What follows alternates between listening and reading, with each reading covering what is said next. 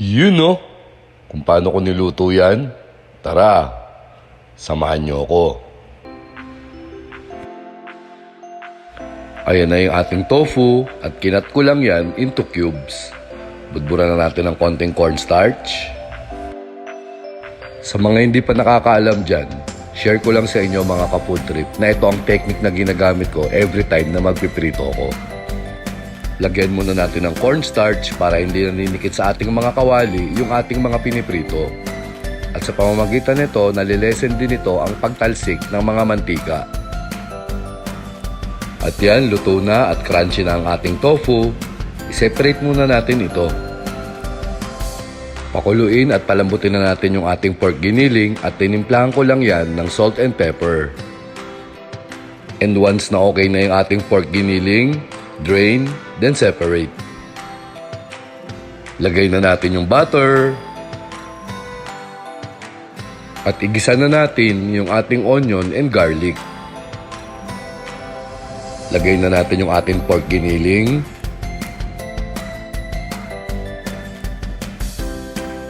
Ganun din yung tofu at tinimplahan ko lang yan ng salt and pepper. Mix well. Lagay na natin yung ating all-purpose cream at haluin.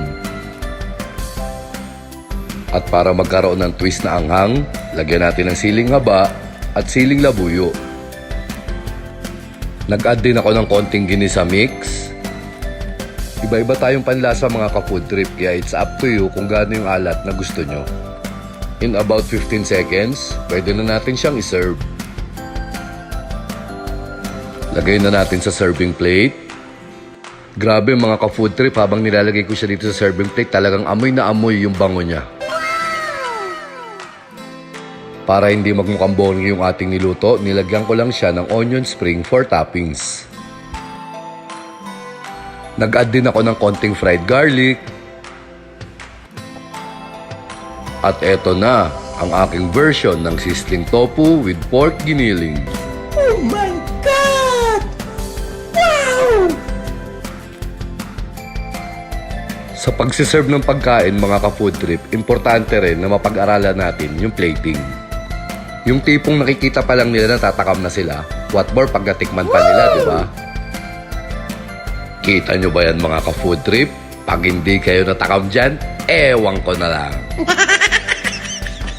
Paano mga ka-food trip? Hanggang dito na lang. Kainan na. Maraming salamat.